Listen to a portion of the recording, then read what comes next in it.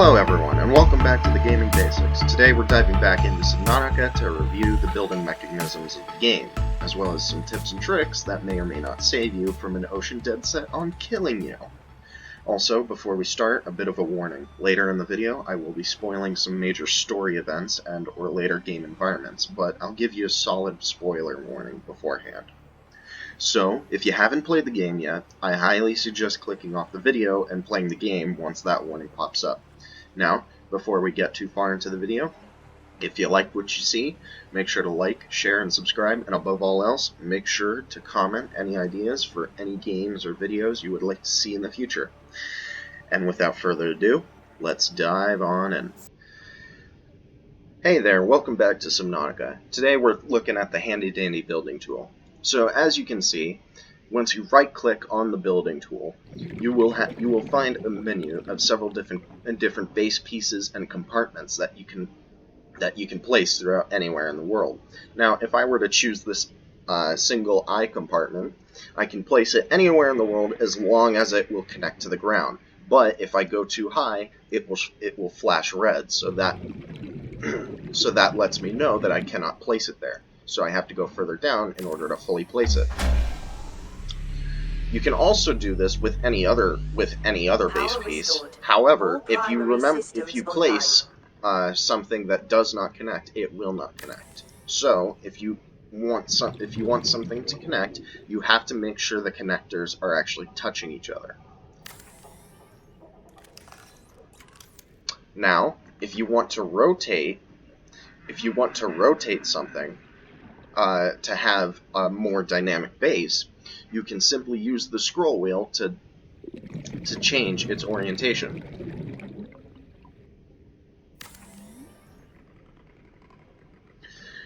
Now, something you should know, that if you don't have enough resources to place a singular base piece, it will let you know. It will let you know by saying you don't have enough resources to build this.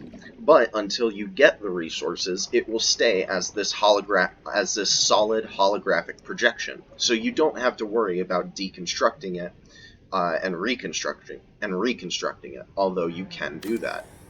This is very useful in the fact that you can actually use it. This is very useful in the fact that you can actually use it to plan out your base instead of fully building it.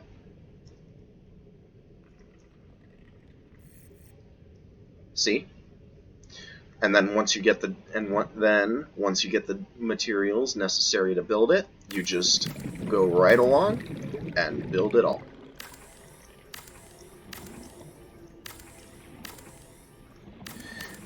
Now, I'm going to start talking about what I believe is the best part of the starting base. Now, a starting base is usually going to be your first location, and will usually happen when you run out of storage and space on your life pod. So the best possible starting base would be one T compartment, 3 solar panels, and a hatch. This is necessary. And the foundation can be included whether you want to or not. It doesn't really matter. So if we were to take a T compartment and just place it normally, it would automatically connect to the ground. And then we could just place on our solar panels, and everything would be good. This base is best used as a starter base, but it can also be used as singular checkpoints throughout the map. So, if you ever feel like you need a place to stop, rest, and relax, you can always place one of these small little starter bases where you are, and there you always have a place to go in that area, if you ever need it. Now, let's start building the interior modules, what I feel is the best setup for your beginning playstyle. So, as you go in, you'll see that we have a lot of space, breathable air, and we have available power. So, to make use of this available power, we go to Interior Modules, we go to Fabricator, we place one of those down, Then we go to wall locker. I recommend placing 2 of these down because it is by far more storage, and you can name them to sort your materials. Now, something I also like to put in, but is also not necessary. Something I also like to put in, but is also not necessary, is a battery charger. These things are very useful because, as you can see, every single tool you use utilizes some form of power, and you require batteries 90% through your playthrough. Now, it's a real hassle just to go and build new batteries. However, you can just charge your existing batteries with these. Granted, it does take a while for them to charge completely, and it does slowly drain your base of power, but that's what the 3 solar panels up above are for. Now, the only problem with this is that battery chargers are only found after scanning a certain object, so your starter base will most likely not have access to them. So, to make up for the lost space, you can place things like a radio, a medical kit fabricator, or even more wall lockers for more storage. Now, if you are deciding to use this starter base as a checkpoint and not as a starter base, it is in your best interest to go to your fabricator, go to deployables, and then create a beacon. This beacon will notify you of the base's location at all times within the game. So if we go to tab, we add this to our quick slot, and we right click to push it out, it will automatically start transmitting the location at all times. And if you go up near it, you can either pick it up again to replace it, or you can just edit the beacon name to starter base. Okay, now that that's up, we'll go on to the next segment of the video. Warning: from this point on, I will be spoiling major aspects of the game. If you have not played it and or want to enjoy it free of spoilers, then I highly suggest you click off the video at this time before continuing. Continue to watch at your own risk. Once your base building menu from the building tool starts to look a little more like the creative menu, you'll want to build a base that looks like this: 1 moon pool, 1 multi-purpose room, 1 hatch, 10 solar panels, 2 thermal reactors, and 1 exterior grow bed. The reasoning behind this is because the multi-purpose room gives you enough space to store any materials you want, to put a bed, to put a fabricator. It gives you enough space to do anything you want with it. And the moon pool gives space for a sea moth or a prawn suit. And the 10 solar panels and the 2 thermal reactors give the ability to recharge your sea moth without the risk of losing complete power. So now let's go inside.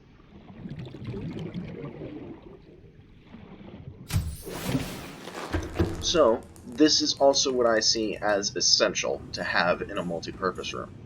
To have in your multi-purpose room: 1 fabricator, 1 modification station, 1 radio, 1 power cell charger, 1 battery charger, a single giant locker, 4 wall lockers that can be used to organize your materials, 1 trash can, which will immediately dispose of any materials you want except for nuclear power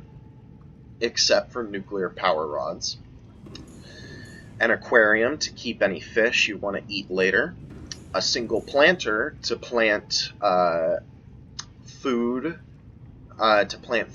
or lantern trees from some of the islands you see, a single vending machine which you can use to get an unlimited amount of food, or a coffee machine which you can use to get an unlimited amount of water. So, now that that's cleared up, let's move on to the moon pool. So, as you can see, these are reinforcements. Now, I should go on to mention, when you build a base that is too big, it will begin to crumble under itself. So, I will show you what that means later. So, as you can see, the sea moth is docked in here, and you can also dock your prawn suit in here, and you can access upgrades in here. The moon pool is by far one of the most useful interior modules a base can have. And this is the vehicle upgrade station. You can change the color of your sea moth to make it either black or blue, and you can do whatever you want. You can even rename it. So let's call this Billy.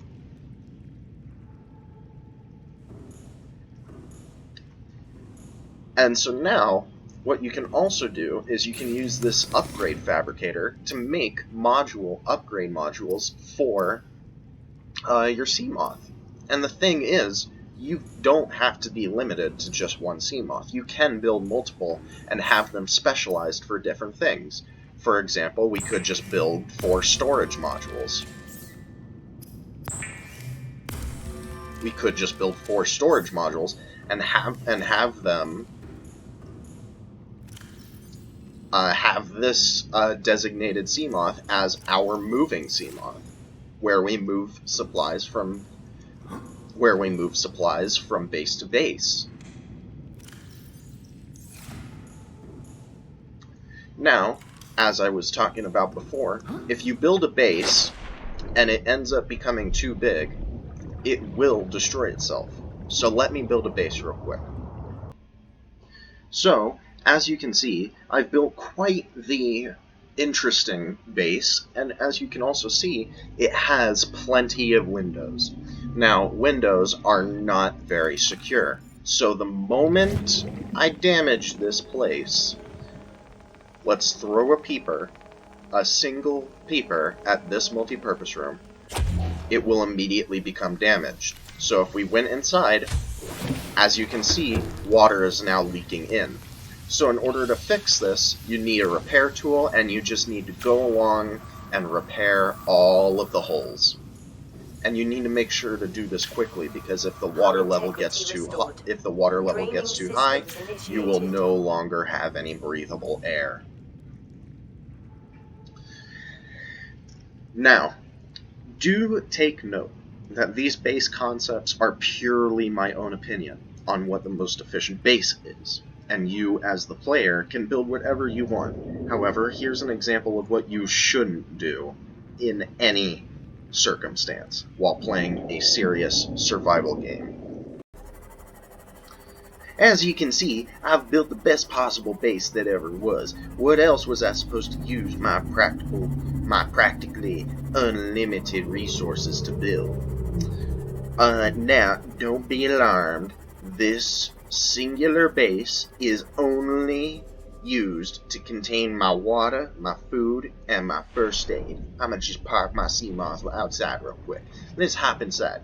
Now, as you can see, I've built up quite the coffee room for when I have that irresistible urge and have trouble getting up in the morning. It don't matter, so all you need to do is hop around and just use all of them to grab all the coffee you want. Just do it over and over and over again. So if we do that, we receive all the coffee we need, and don't even worry about getting excess cups, because you can just throw them outside, like this. So like if we were to exit the base right here, if you have excess cups, just drop them. Just let the ocean handle them. And I got some shit bags. I don't need those. We'll just leave those outside as well.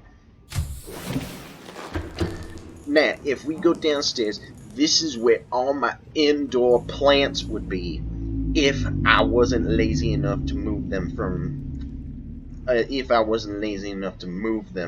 the island over there. Now, if we go down, we have access to the 3 pylons.